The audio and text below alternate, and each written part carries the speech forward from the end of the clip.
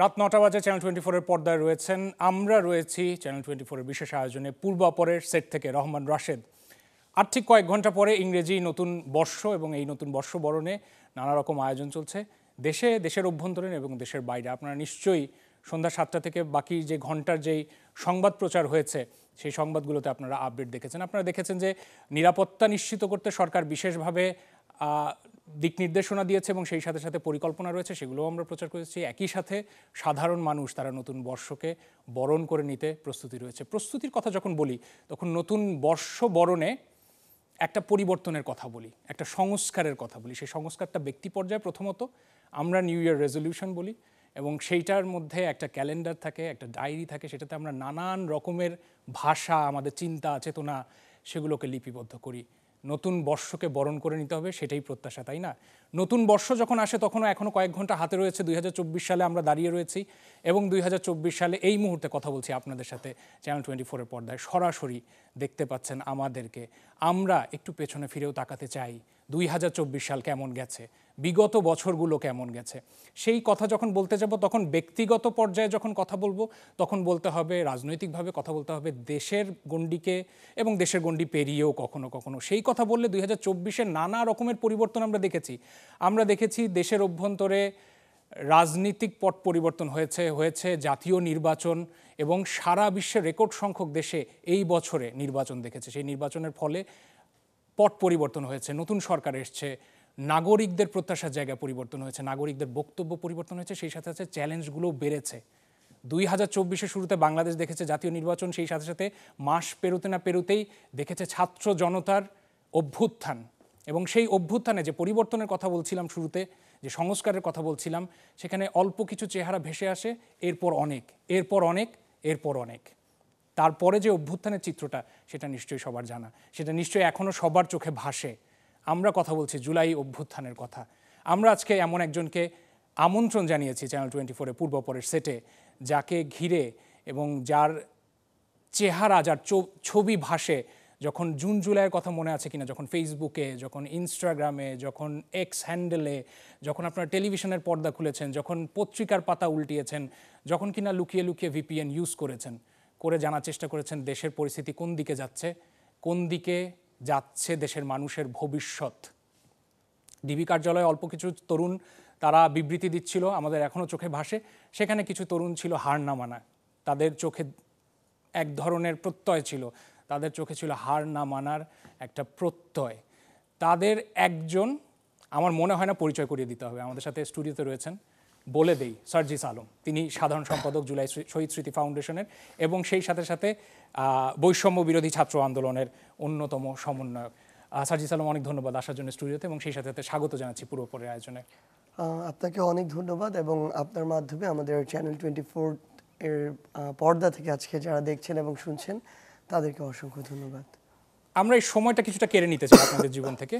আমার মনে হয় যে পুরোটা সময় আমাদের সাথে থাকবেন। সার্জিস আলমকে নিয়ে আমরা জানতে চাইবো যে 24টা কেমন গেছে, সেই সাথে সাথে বাংলাদেশের প্রেক্ষাপট, সামনে জাতীয় নির্বাচন, রাজনৈতিক দলগুলো তাদের বক্তব্য প্রচার করছে, তারা তাদের মনোভাব প্রকাশ করছে এবং জানতে চেষ্টা করব 2025 বা আসছে সময়গুলো কেমন হতে পারে, কেমন প্রত্যাশা মানুষের, এবং সেই সাথে সাথে এখনও বলছি সোশ্যাল মিডিয়াতে ঢুকলে সাধারণ মানুষের যে প্রতিক্রিয়া সেগুলো আমরা পৌঁছে দেওয়ার চেষ্টা করব, যাতে সার্জিস আলম নিজে শুনেন এবং উত্তর করেন সরাসরি আপনাদের কাছে। আমাদের আজকের বিষয় আমরা নির্ধারণ করেছি 24-এর হাত ধরে আগামীর পথে। দেখছেন চ্যানেল 24, রহমান রাশেদ আপনাদের সাথে রয়েছি। তবে তার আগে শুরুতে একটু জানিয়ে রাখি 2024-এ আপনাদেরকে একটু ফিরিয়ে নিয়ে যায়। 2024-এর জুলাই যে গণ অভ্যুত্থানের আমরা কথা বলছি, সেই গণ অভ্যুত্থানে একটা টাইম লাইন বেঁধে আমরা একটা ছক এঁকেছি, আমরা একটা প্রতিবেদন তৈরি করেছি, আমাদের সহকর্মী করেছে। আমরা আপনাদের সৌজন্যে নীল মাহবুবের এই রিপোর্টটি প্রচার করতে চাই।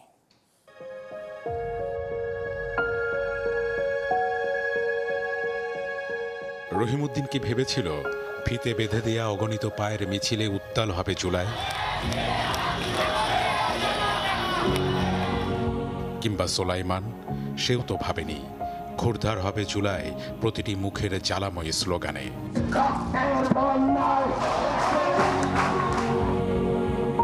গণমানুষের হৃদয়ে জ্বলতে থাকা গনগনে আগুন যে গণ অভ্যুত্থানের দাবানল হবে, এমন ভাবনা ছিল না গফুরেরও। ইয়াজউদ্দিনের ভাবনাতেও ছিল না বছরের সপ্তম মাস ঘুরিয়ে দেবে 15 বছরের দুঃশাসনের ইতিহাস। জব্বারও ভাবেনি পথ হবে রক্তাক্ত, জুলাই নতুন করে রাঙাবে পতাকা।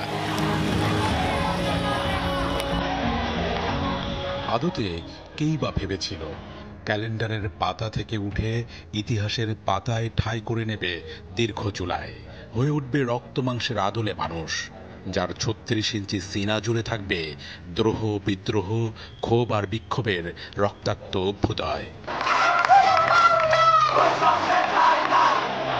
বাংলা ব্লকের কমপ্লিট শাটডাউন পেরিয়ে কোটার মেধার বৈষম্য, দ্রোহ আর গণপদযাত্রায় হয়ে ওঠে এক দফা এক দাবির মন্ত্র।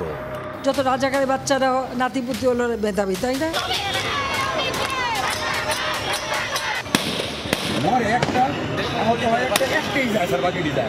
বুলেট, টিয়ারশেল, লাঠিচার্জ, কারফিউ কিংবা ঝলসে ওঠা আগ্নেয়াস্ত্র থামাতে পারেনি সরকার পতনের সেই গর্জন। একটা 4 বছরের বাচ্চা যদি বাসায় নিরাপদ না থাকে তাহলে আপনি এই দেশে কেন আছেন?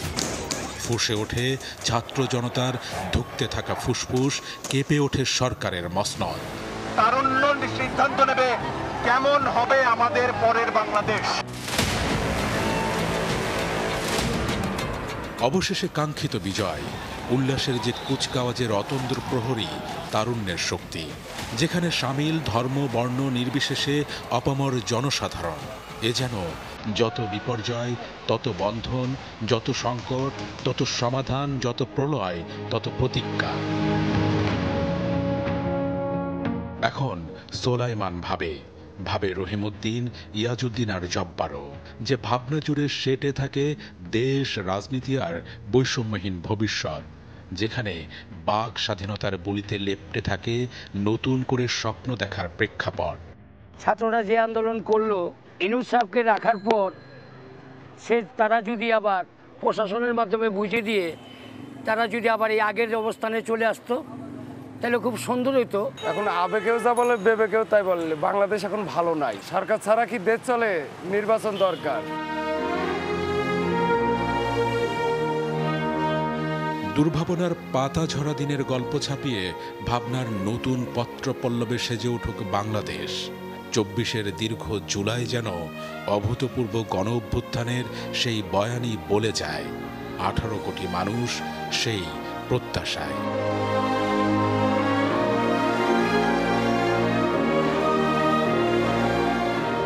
নীল মাহবুব, চ্যানেল 24, ঢাকা।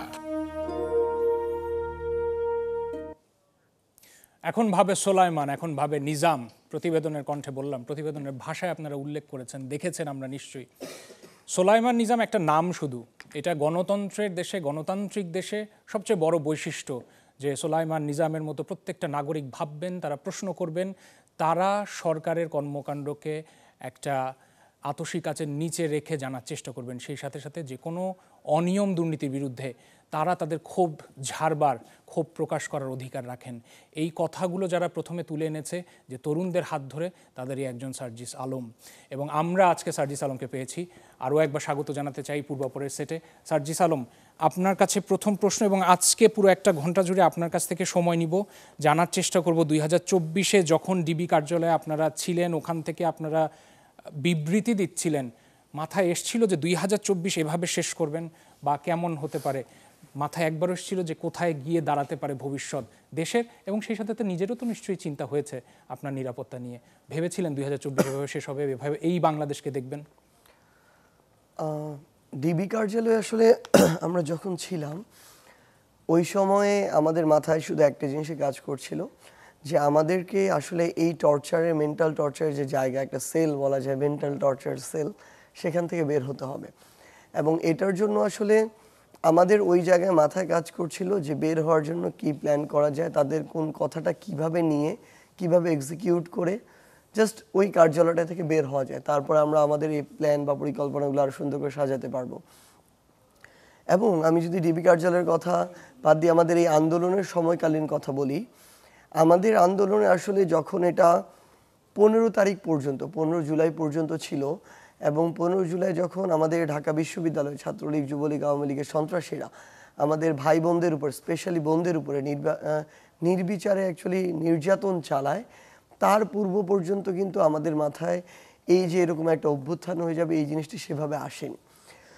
খুব স্বাভাবিকভাবে আমাদের মাথায় এই ক্ষোভটা ছিল, আমাদের না পুরো বাংলাদেশের মানুষের মধ্যে এই যে জিম্মি হয়ে থাকা, বাক স্বাধীনতা না থাকা, অন্যায় অত্যাচার নির্যাতন, গুম খুন মিথ্যা মামলা, এইসব বিষয়গুলো নিয়ে সবার মনের ভিতরে ক্ষোভ ছিল।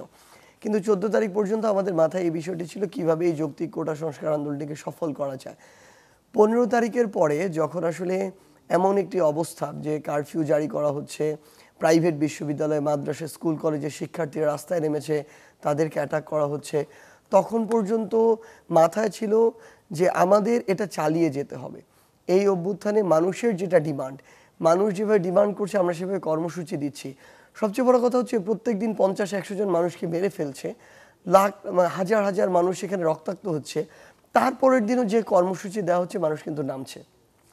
সো আমাদের তখন চিন্তা ছিল পরের দিন, কিন্তু এই লাশের সংখ্যা যখন হাজারের দিকে চলে যায় তখন আমাদের মাথায় শুধু একটি জিনিসই ছিল যে এর শেষ দেখে ছাড়তে হবে। ডিবি কার্যালয়ে যখন ছিলাম, ডিবি কার্যালয় থেকে বের হতে হবে, কিন্তু সেখানকার বেশ কিছু বিষয় আমাদেরকে বেশ প্রভাবিত করেছিল। একটা ছিল সেখানকার মেন্টাল টর্চারটা, মানে একটা ছোট্ট রুমে, যেই রুমের স্পেসটা হবে একটা টয়লেট স্পেসের মতো, ওইরকম ছোট্ট একটা স্পেসে রাখা হতো। না আমাদের কাছে কোনো ফোন ছিল, না টিভি, না পেপার, নাথিং। যেটা ছিল অ্যাকচুয়ালি 3 বেলা খাবার। ওইখানে মাঝে মাঝে ডিবি অফিসে কিছু লোকজন ছিল, কিছু পুলিশ সদস্য, যাদের সাথে মাঝে মাঝে একটু কথা হতো। কিন্তু তারপরও ওইরকম একটা ছোট্ট খুপড়ির মতো রুমে থাকা, এটা একটা মেন্টাল অনেক বড় একটা টর্চার। এছাড়াও আমাদের অন্যান্য অনেকে ছিল যাদের এক এক ধরনের সাথে হওয়া গল্পগুলো বা টর্চারগুলো এক এক রকম, কারণ আমাদের সবাইকে আলাদা আলাদা ফ্লোরে রাখা হয়েছিল, আলাদা আলাদা রুমে। এবং ওইখানে আমি আর হাসনাত যখন একদিন আমরা আসলে ডিবি কার্যালয়ের জেলে বিভিন্নভাবে কনভিন্স করে গিয়েছিলাম, ওইখানে আমরা বাংলাদেশের রাজনীতির, ফ্যাসিস্ট বিরোধী রাজনীতিতে যারা গুরুত্বপূর্ণ ভূমিকা পালন করে, স্পেশালি এখানে বিএনপির কিছু প্রমিনেন্ট সিনিয়র নেতৃবৃন্দ ছিল, গণ অধিকার পরিষদের নেতৃবৃন্দ ছিল, এরকম বিভিন্ন দলের গুরুত্বপূর্ণ ব্যক্তিবর্গ এখানে ছিল। তাদেরকে বন্দি করা হয়েছে এই চিন্তা থেকে, বা ওখানে জেলখানায় রাখা হয়েছে বা গ্রেফতার করা হয়েছে যে তারা কোনো না কোনোভাবে এই আন্দোলনকে আমাদেরকে সহযোগিতা করে কিনা, বা ইনফ্লুয়েন্স যদি করে সামনে এই আন্দোলনটা আরও বড় আকারে যায় কিনা, সেই সন্দেহের জায়গা থেকে। তো তাদেরকে যখন ছোট্ট একটা রুমে জেলখানায় আমরা আমাদের জায়গা থেকে 6 থেকে 8 জন এরকম, যেমন রুহুল কবির রিজভী, আন্দালিব রহমান পার্থ, ব্যারিস্টার অ্যানি ভাই, এরপরে আমাদের নূর ভাই, এরকম আরও 5-6 জনকে আমরা যখন ওই জায়গায় একসাথে দেখলাম, তখন আমাদের জায়গা থেকে মনে হয়েছে যে এইটুকু আমরা দেখতে পাচ্ছি, কিন্তু যেগুলো দেখতে পাচ্ছি না, এরকম হাজার হাজার মানুষকে টর্চার করা হচ্ছে। আমাদের জাহাঙ্গীরনগর বিশ্ববিদ্যালয়ের অন্যতম সহযোদ্ধা আরিফ সোহেল, তাকে বর্তমানে যে বৈষম্যবিরোধী ছাত্র আন্দোলনের সদস্য সচিব, তাকে এই সেতু ভবন যেটা মহাখালীতে, সে জাহাঙ্গীরনগর বিশ্ববিদ্যালয়ের স্টুডেন্ট, সে আন্দোলন করে জাহাঙ্গীরনগর বিশ্ববিদ্যালয়ের গেটের সামনে, ঢাকা সাভারের যে মহাসড়ক সেখানে, তাকে এই সেতু ভবন হামলায় গ্রেফতার করে রিমান্ডে নেওয়া হয়েছে, তাকে সেখানে দেখলাম। এরপরে আসলে আমাদের ভিতরে একটা আলাদা ভিতরে ক্ষোভ, রাগ এবং ইমোশন আসলো যে এখান থেকে বের হয়ে আমাদের কিছু একটা করতে হবে। এবং সেখান থেকে সেদিন বের হয়ে আমি একটা ফেসবুকে পোস্ট দিয়েছিলাম, যার লাস্ট লাইন এটা ছিল যে আমাদের সংগ্রাম চলবে। সো এরকম করে আসলে আমাদের চিন্তা বা ভাবনা প্রত্যেক দিন সময়ের সাথে সাথে, সিচুয়েশনের সাথে সাথে পরিবর্তিত হয়েছে। কখনো একদিন থেকে চিন্তা করা যায়নি যে আজকে থেকে 1 মাস পরে কি হবে, কিন্তু অবশ্যই এই পুরো বাংলাদেশের ছাত্র জনতার অংশগ্রহণে আজকে যেই দিন আমরা দেখছি, এই দিন আগামীর বাংলাদেশ সম্পর্কে আমাদের নতুন করে স্বপ্ন দেখাচ্ছে।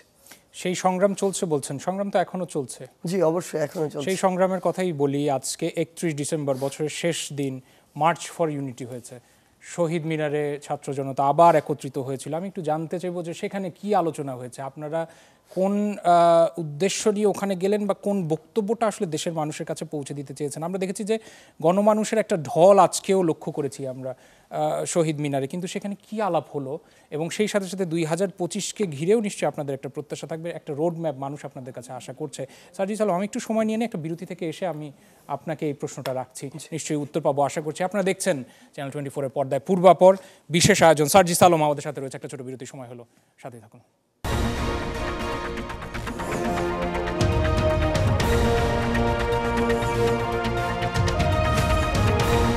আপনারা দেখছেন চ্যানেল 24। চ্যানেল 24-এর পর্দায় রয়েছেন পূর্বাপর বিশেষ আয়োজনে রহমান রাশেদ আপনাদের সাথে রয়েছে, এবং সেটে রয়েছেন সার্জিস আলম। সার্জিস, বিরতির আগে যে প্রসঙ্গে এসেছিলাম, শহীদ মিনারে আজকে একটা গণজমায়েত হয়েছে। আমরা দেখেছি যে গণমানুষের, বিশেষ করে ছাত্র জনতার একটা বিশাল সমাবেশ। একটু জানতে চাইবো যে সেখান থেকে আপনারা কি বার্তা দিলেন আজকে, এবং সেই সাথে সাথে গতকালকে একটা দোদুল্যমান পরিস্থিতি তৈরি হয়েছিল যেটা কিনা সাধারণ মানুষ দেখেছে, আমরা সংবাদ মাধ্যমে প্রচার করেছি। সব মিলে একটু আপনার কাছে অভিজ্ঞতা জানতে চাইবো, কি বার্তা গেল মানুষের কাছে? দেখুন, আমরা আসলে আমাদের আজকে কথা ছিল যেটা প্রোক্লেমেশন অফ জুলাই রেভলিউশন, এটা আমাদের ঘোষণা করার কথা ছিল। আমরা বৈষম্য বিরোধী ছাত্র আন্দোলন এই প্ল্যাটফর্মটিকে সামনে রেখে এই অভ্যুত্থান পার করেছি, এই প্ল্যাটফর্মের নেতৃত্বে এই অভ্যুত্থান পার করেছি। এই প্ল্যাটফর্মের পক্ষ থেকে আসলে এই প্রোক্লেমেশন অফ জুলাই রেভলিউশন আমরা ঘোষণা দিতে চেয়েছিলাম, কিন্তু যখন আমরা দেখলাম যে অন্তর্বর্তীকালীন সরকার নিজেরা এই দায়িত্বটা নিচ্ছেন রাষ্ট্রের পক্ষ থেকে, যেখানে বাংলাদেশের সকল রাজনৈতিক দলের অংশগ্রহণ থাকবে, সশস্ত্র বাহিনী সহ অন্যান্য যারা স্টেক হোল্ডার রয়েছে এই অভ্যুত্থানের, তাদের ফ্যাসিস্ট বিরোধী যারা রয়েছে তাদের সকলের একটি অংশগ্রহণ থাকবে, তখন আমাদের মনে হয়েছে অবশ্যই এটা একটি বেটার প্রপোজাল এবং এটাই হওয়া উচিত। এবং আমরা আমাদের জায়গা থেকে মনে করেছি এই প্রোক্লেমেশনটা আসলেই রাষ্ট্রের জায়গা থেকে আসা উচিত। সেই জায়গা থেকে আমরা স্বাগত জানাই এটিকে। এবং তখন আসলে এই দোদুল্যমান অবস্থা আপনি যেটিকে বলছেন, এটা আসলে বিষয়টি এরকম নয়। তখন আমরা আলোচনায় বসি, একসাথে আলোচনায় বসে এই বিষয়ে যে আমাদের এখন কি করা উচিত, সেই জায়গায় আমরা একটি সিদ্ধান্ত নিই। যেহেতু পুরো বাংলাদেশের ছাত্র জনতা ঐক্যবদ্ধ হয়েছে, একটা আমেজ তৈরি হয়েছে, প্রত্যেকটি বিভাগ থেকে, প্রত্যেকটি জেলা থেকে মানুষ আসার জন্য প্রস্তুত হয়েছে। এমনকি গতকালকে তখন রাত 12টা-1টা বাজে, ওই সময়ে উত্তরবঙ্গের ধরুন পঞ্চগড়, ঠাকুরগাঁ, দিনাজপুর, ওই জেলাগুলো থেকে বাসগুলো অলরেডি ছেড়েও চলে এসেছে। সেই জায়গা থেকে আমাদের মনে হলো যে অবশ্যই তাহলে ছাত্র জনতা, আমাদের যারা এই অভ্যুত্থানের সহযোদ্ধা, যারা নিজেরা বিভিন্ন জেলায় আন্দোলনে অংশগ্রহণ করেছে, আমরা একসাথে মিলে তাহলে একটা মার্চ ফর ইউনিটি করি। বাংলাদেশের প্রত্যেকটি প্রান্ত থেকে তারা মার্চ করবে, আমরা শহীদ মিনার থেকে সেই ইউনিটির ঘোষণা দিব।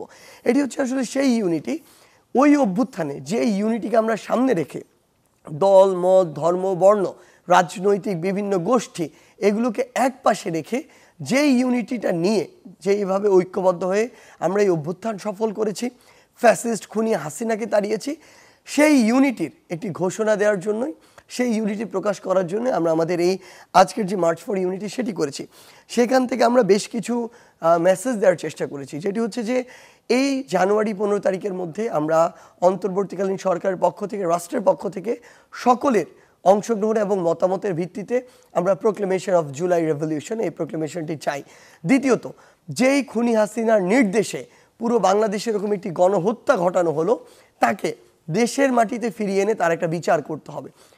এবং আমরা অবশ্যই চাই যে এতগুলো হত্যা যে করেছে, যার হুকুমে হয়েছে, তার অবশ্যই আমরা এই বাংলার মাটিতে আমরা তার ফাঁসি দেখতে চাই। আমরা আমাদের জায়গা থেকে বলেছি যে এই যে পাচারকৃত অর্থ, হাজার হাজার কোটি টাকা, এগুলো কিন্তু বাংলাদেশের মানুষের শ্রমের ঘামের টাকা, এই টাকাগুলো যেন বাংলাদেশে ফিরিয়ে আনার ব্যবস্থা করা হয়।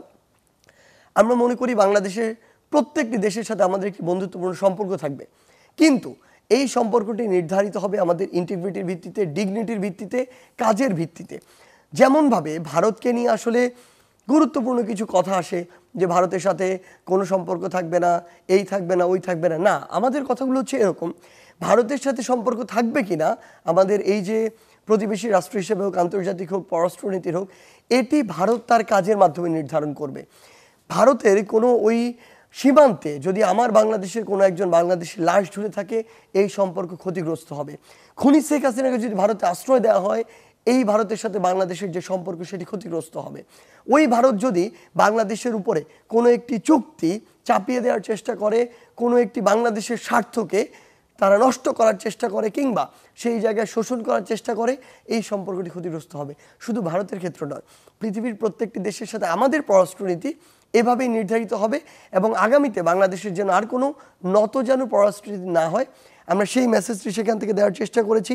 দ্রব্যমূল্য নিয়ন্ত্রণ, সিন্ডিকেট ভাঙা। সিন্ডিকেট এক হাত থেকে আরেক হাতে যাবে কেন? যেই হাতে যাবে অন্তর্বর্তীকালীন সরকার বা প্রশাসন কেন সেই হাত ভেঙে দিচ্ছে না? আমরা সেই জায়গা থেকে সরকারের কাছে এই দাবিটি জানিয়েছি।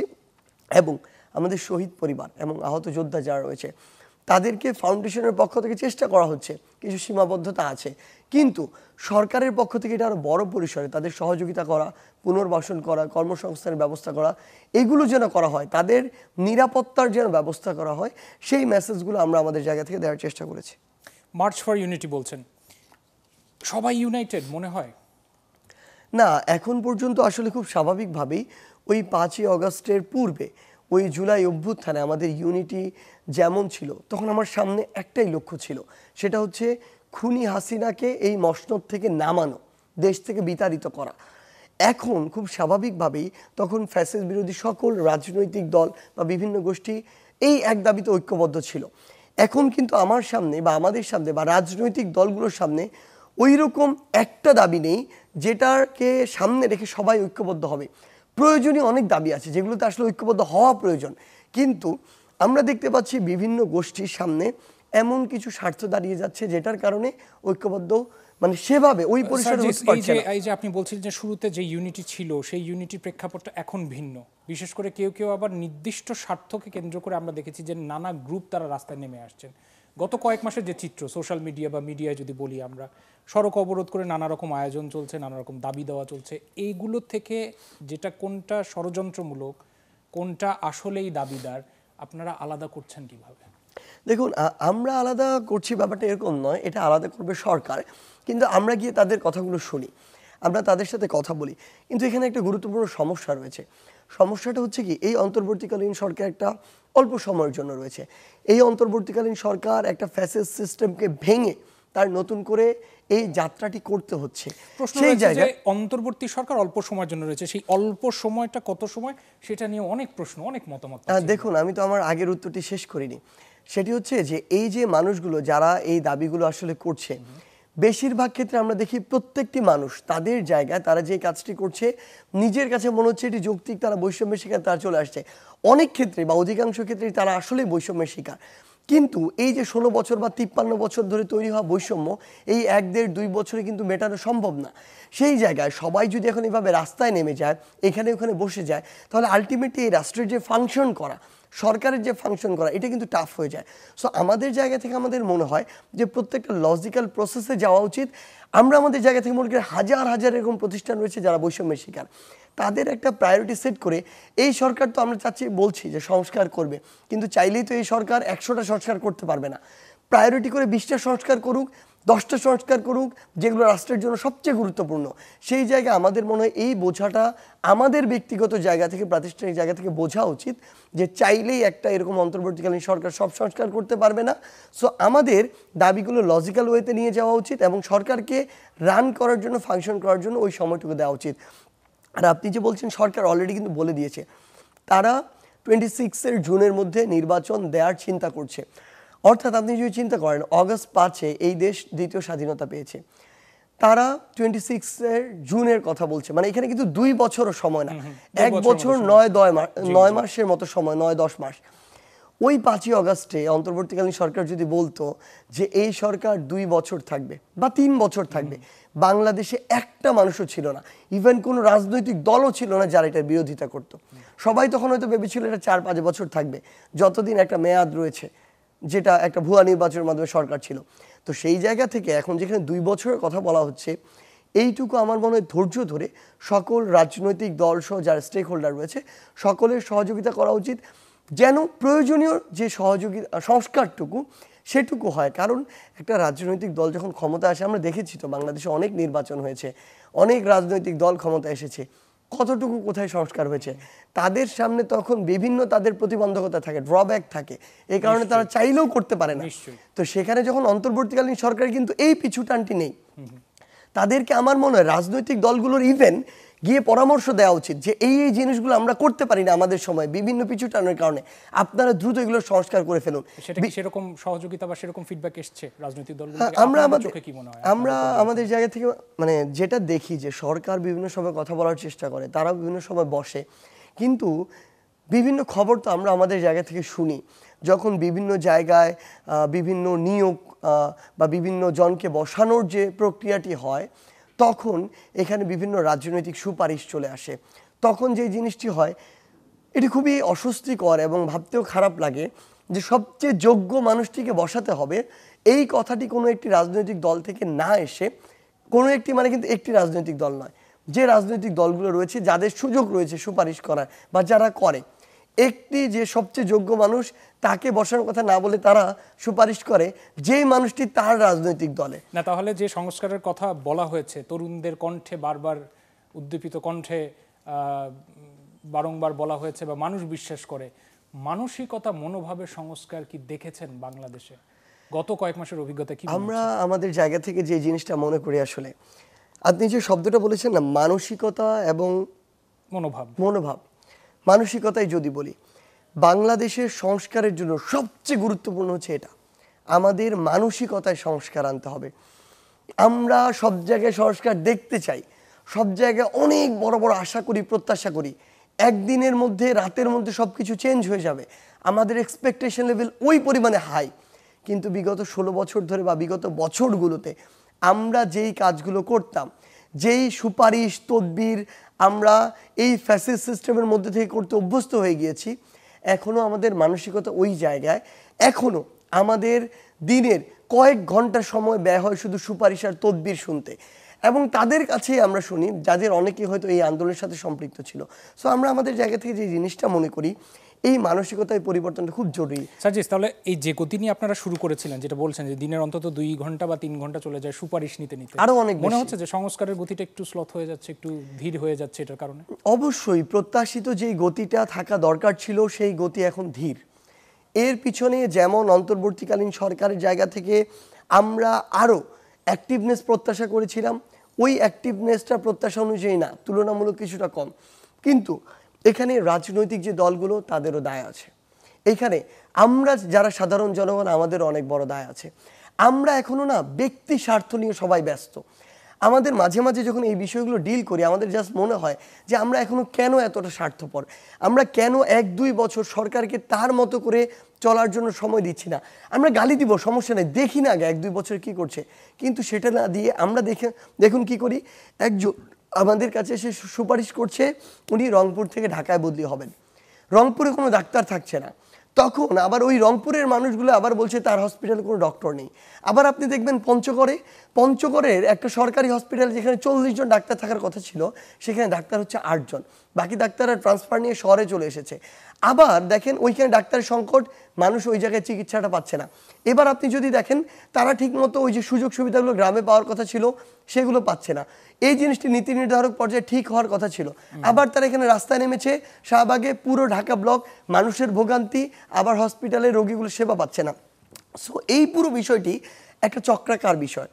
এই চক্রাকার বিষয়ে এক জায়গায় যদি ব্লক হয়ে যায় পুরো সিস্টেমটা এফেক্টেড হয়, চক্র থেকে বেরোতে পারবো। এবং এই চক্র থেকে বের হওয়াটা ইম্পর্টেন্ট, এবং বের হওয়ার জন্য না আমাদের সকলের নিজেদের জায়গা থেকে কিছুটা সময় দেওয়া প্রয়োজন যেন এই সাইকেলটাকে ঠিক করা যায়। কিন্তু এই সাইকেলটার প্রত্যেকটা পয়েন্ট তাদের মতো করে শুধু তাদের স্বার্থটার কথা চিন্তা করছে, যেটা পুরো সাইকেলটাকে এফেক্ট করছে, এবং দিন শেষে সংস্কারটা হচ্ছে না। পুরো চিত্রটা যখন দেখেছেন, বাস্তবতা যখন আরো নতুন করে ধরা দিয়েছে, গত কয়েক মাসে কি একবার হলো হতাশা ভর করেছে? গত কয়েক মাসে একবার না, অনেকবার মাথায় এই জিনিসটি কাজ করছে যে আমরা যদি এখনো এই চিন্তা ভাবনাগুলো রাখি, আমরা যদি এখনো শুধু ব্যক্তি স্বার্থ চিন্তা করি, তাহলে যেই সংস্কার আমার 5 বছর হওয়া সম্ভব ছিল, 10 বছর হওয়া সম্ভব ছিল, যেই স্বপ্নটা আমরা বাংলাদেশকে নিয়ে দেখি যে আজকে থেকে 2 বছর পরে বা এই অন্তর্বর্তীকালীন সরকারের সময় বাংলাদেশ এই জায়গায় যাবে, এটি আসলে তার 5 গুণ 10 গুণ সময় নেবে। আমরা আমাদের জায়গা থেকে মনে করি আমরা যদি প্রত্যেকের জায়গায় নিজেরা ব্যক্তি স্বার্থের বাইরে গিয়ে দেশের স্বার্থটা চিন্তা না করতে পারি, তাহলে এই সংস্কারটা হতে অনেক বেশি সময় লাগবে, যেটা আসলে আমরা কখনোই প্রত্যাশা করি না। তাহলে নতুন বছরের দিকে তাকালে 31 ডিসেম্বর আর কয়েক ঘন্টা বাকি নতুন বছরে পা রাখবো, আমরা নতুন বছরটা আরো চ্যালেঞ্জিং হবে বলে মনে করেন? প্রত্যেকটা দিন আগামীর চ্যালেঞ্জিং হবে, তবে আমরা আসলে স্বপ্নটা দেখছি তরুণ প্রজন্মটাকে নিয়ে। এই তরুণ প্রজন্ম, আমি যে এই যে আপনাকে বললাম যে কথাগুলো শোনালাম, এই কথাগুলোর সাথে কিন্তু তরুণ প্রজন্মের সম্পৃক্ততা কম। যাদের বয়স এখন 15 থেকে 30 বা 40, তাদের সম্পৃক্ততা কম। এই প্রজন্মটাকে নিয়ে স্বপ্ন আগামীর দিনে আমরা মনে করছি, এখনই আপনি প্রত্যেকটা জায়গায় দেখবেন লিডিংয়ে ডে বাই ডে কিন্তু তরুণ প্রজন্ম।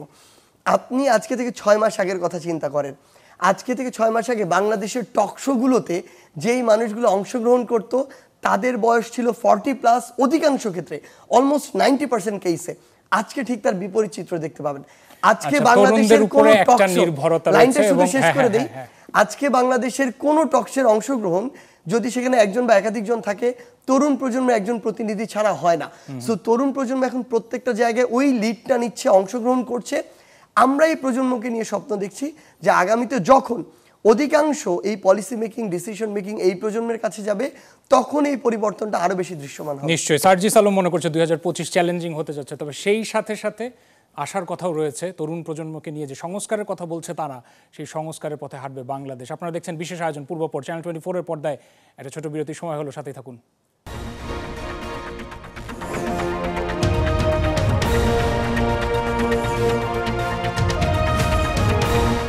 বাংলাদেশের জাতীয় নির্বাচন কবে হবে সেটা নিয়ে অনেক জল্পনা কল্পনা রয়েছে, এবং সেই সাথে অন্তর্বর্তী সরকার একটা নির্দিষ্ট রোডম্যাপ ধরে এগিয়ে যাচ্ছে। তবে যে রাজনৈতিক দলগুলো রয়েছে মাঠে ময়দানে, তাদের বক্তব্য এবং তাদের প্রত্যাশাও রয়েছে। সার্জিস আলম মনে করছেন 2025টা চ্যালেঞ্জিং হবে নিঃসন্দেহে, কিন্তু সেই সাথে আশার বাণীও শোনালেন যে তরুণদের হাত ধরে সংস্কারের স্বপ্ন দেখছে বাংলাদেশ, সেটা সঠিক পথেই রয়েছে এবং এগিয়ে যাবে দুর্বার গতিতে। সার্জিস, 2025 চ্যালেঞ্জিং হবে। নির্বাচন নিয়ে রাজনৈতিক দলগুলোর সাথে এখন পর্যন্ত যে তাদের বক্তব্য, সেই সাথে সাথে অন্তর্বর্তী সরকারের যে বক্তব্য, একরকম বিতর্কও তৈরি হয়। রাজনৈতিক দলগুলো আপনাদের সংস্কারের সুরে সুর মিলান কিনা? মনে হয় না সবসময় মিলান। তাহলে সেই ক্ষেত্রে আপনি কি মনে করেন যে 2025 আসছে বছরটা বাংলাদেশের জন্য, সাধারণ মানুষের জন্য কেমন হবে? আমরা আমাদের জায়গা থেকে মনে করি যতক্ষণ পর্যন্ত আসলে এই ডেটটি দেয়া হয় নাই যে কবে হতে পারে, তখন পর্যন্ত এটি নিয়ে বেশ কথা হচ্ছিল। কিন্তু যখন অন্তর্বর্তীকালীন সরকারের পক্ষ থেকে বলা হলো যে এটি 26শে জুনের মধ্যে হবে, তখন কিন্তু আমরা দেখতে পাচ্ছি যে এই কথাটি কমে এসেছে। আমরা আমাদের জায়গা থেকে মনে করি নির্বাচনটিও প্রয়োজন, আবার সংস্কারটিও প্রয়োজন।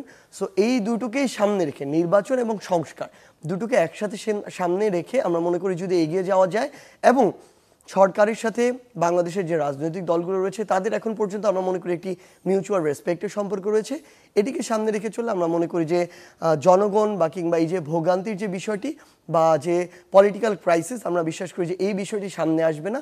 এবং আমরা মনে করি 26শে জুনের মধ্যে নির্বাচনটি হয়ে গেলে খুব সুন্দরভাবে একটি নির্বাচন আমরা দেখতে পাবো। যে তরুণদের কথা বলছেন, সেই তরুণদের বক্তব্য এবং উদ্দীপনা এবং তাদের যে জীবনী শক্তি, তাতে মানুষের আস্থা রয়েছে।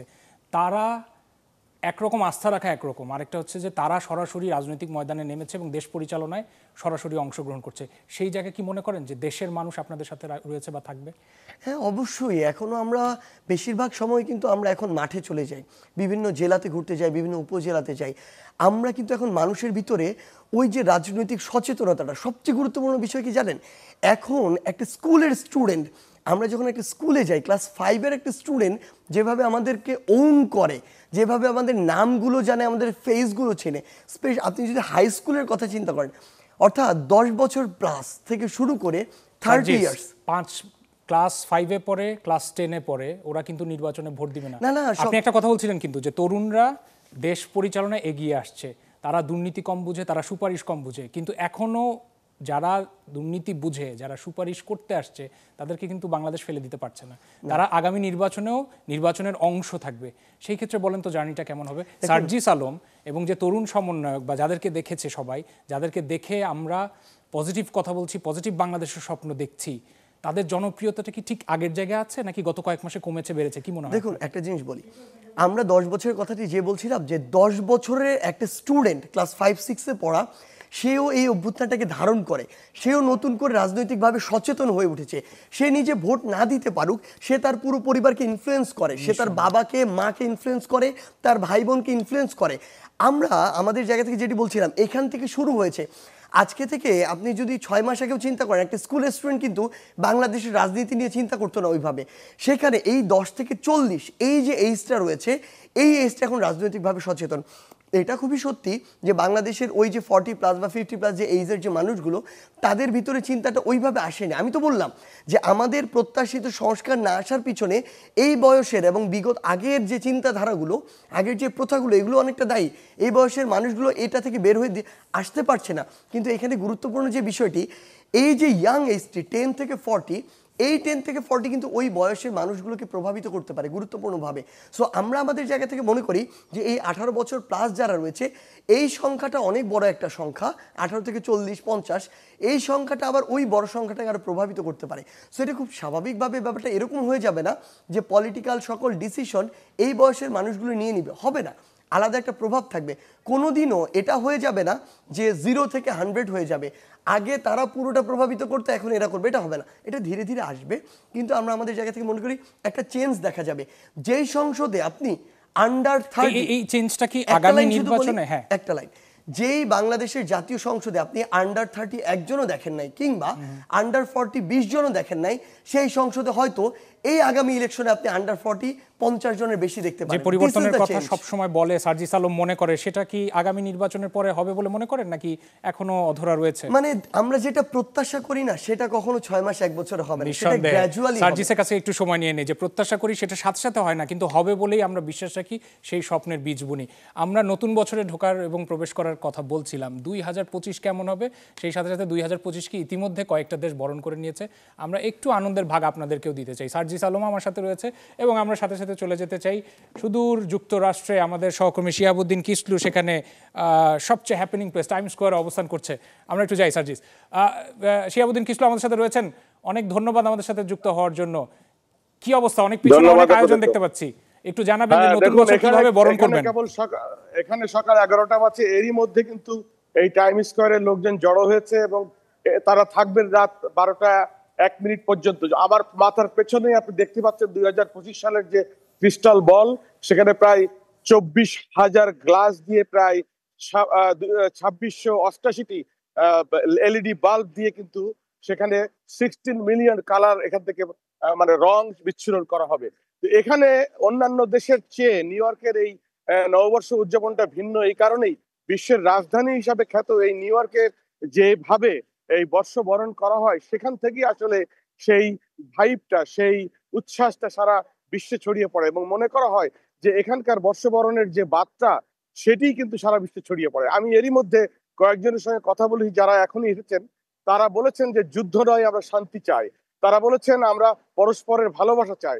তারা বলেছেন আমরা ন্যায়ের শাসন চাই। তো আজকে এখানে এই রাত নাগাদ প্রায় 10 লক্ষ লোক এখানে জড়ো হবে এই টাইম স্কোয়ারে এবং সারা বিশ্ব থেকে এই টাইম স্কোয়ারে এই বল যে পড়বে উপর থেকে, যে বিগ অ্যাপল পড়বে, বিগ অ্যাপল খ্যাত যে ক্রিস্টাল বল পড়বে, এটি প্রায় 100 বিলিয়ন মানুষ এটিকে দেখবে বিভিন্ন মাধ্যমে। এই টাইম স্কোয়ারে আমি যদি আপনাদেরকে আরেকটু উল্লেখ করতে চাই, এরই মধ্যে কিন্তু বিভিন্ন সড়কগুলো নিরাপত্তার কারণে বন্ধ করে দেওয়া হয়েছে, সংবাদ মাধ্যমগুলো কাজ করছে, লোকজন এরই মধ্যে আসতে শুরু করেছে এবং প্রত্যেকের মধ্যেই এক ধরনের উচ্ছ্বাস যে এই গেল বছরটি যেভাবে যে ধরনের শঙ্কা, যে ধরনের উদ্বেগ, যে ধরনের যুদ্ধ এবং যে ধরনের সংঘাত, যে কোনো ক্ষুধা দারিদ্র্যের মধ্য দিয়ে সারা বিশ্বের বিভিন্ন দেশে দেশে যেই অশনি বিষয়গুলো মানুষ মোকাবেলা করেছে, সেইগুলোর মধ্য থেকে বেরিয়ে এসে আগামী দিনের নতুন এই 2025কে শান্তিময় এবং আমি বলবো যে প্রসপারাস অর্থাৎ সম্ভাবনাময়ী করে তোলা। কিসলু পুরোপুরি একমত আমরা। শিহাবুদ্দিন কিসলু যুক্তরাষ্ট্র থেকে বলছিলেন আমাদের সাথে, ক্ষুধা, মন্দা, দারিদ্র্য সব কেটে যাক, সেই সাথে সাথে যুদ্ধের অবসান চায় প্রত্যেকটা মানুষ, গণতন্ত্র প্রতিষ্ঠা পাক, মানুষের প্রত্যাশা প্রতিষ্ঠিত হোক। সার্জিস আলমের সাথে কথা ছিল পুরো আয়োজন জুড়ে। জুলাই গণ অভ্যুত্থানের কথা বললে 1 ঘন্টা একেবারেই যথেষ্ট নয়, তারপর আমাদের সময় স্বল্পতা রয়েছে। আমি ঠিক 1 মিনিট সময় নিব সার্জিস আলম আপনার কাছ থেকে, পুরো জাতির কাছে, ঠিক আপনার সামনে ক্যামেরা রয়েছে, সেই ক্যামেরায় কি বলবেন মানুষের কাছে, সেই সাথে সাথে একটা প্রত্যাশা রেখে নিশ্চয়ই 2025-এ পদার্পণ করতে চাই। সার্জিস আলম, দর্শক শুনতে পাচ্ছেন তার কথা, 1 মিনিট সময় আপনার। দেখুন, আমার জায়গা থেকে যে জিনিসটি মনে হয় যে আমরা যদি বাংলাদেশকে আসলে পরিবর্তন করতে চাই, এই অল্প কিছুদিনের এই বিশাল একটা অভিজ্ঞতা থেকে আমার মনে হয় আমাদের না প্রত্যেকের নিজেদের জায়গা থেকে নিজেদের দায়িত্বটুকু পালন করা উচিত।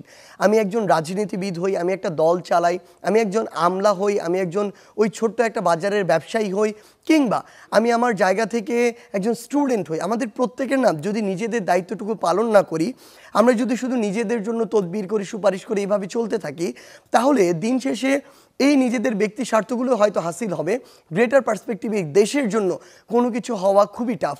আমরা যে এই যে এত এত সংস্কার চাচ্ছি না, রাজনৈতিক দলগুলো আমাদের শুধু ওই দলগুলোর স্বার্থটাকে একপাশে রেখে দেশের স্বার্থ দেখতে হবে। আমরা যারা রয়েছে তাদেরকেও সবার আগে দেশ এবং মানুষের স্বার্থ দেখতে হবে। আমরা আমাদের জায়গা থেকে যেন খুনি শেখ হাসিনার বিচারের জন্য কেউ বিন্দুমাত্র আমরা কোনো জায়গা থেকে আপোষ না করি। আমরা আমাদের জায়গা থেকে যেন এই যে বাংলাদেশে বিচারহীন একটা সংস্কার তৈরি হয়েছিল, সুপারিশের মাধ্যমে এই বিচারগুলো করা যেত না, এই সংস্কার থেকে যেন বের হয়ে আসি। আমরা যেন সামগ্রিকভাবে মনে করি এই দেশের যে পরিবর্তনটা চাই সেই পরিবর্তনে যেন আমরা একসাথে কাজ করতে পারি। তরুণ প্রজন্মের উদ্দেশ্যে শুধু একটি কথাই বলবো, আমরা যে স্বপ্নগুলো দেখি এইগুলো বাস্তবায়ন করার জন্য আমরা যেন একসাথে কাজ করতে পারি।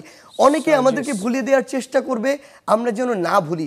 এই স্বপ্নগুলোকে সামনে রেখে, এটা কোনোদিন কয়েক মাসে বা 2-1 বছরে হয়ে যাবে না, এগুলোকে বাঁচিয়ে রেখে যদি আমরা একসাথে কাজ করতে পারি, এই স্বপ্নগুলো বাস্তবায়ন সম্ভব।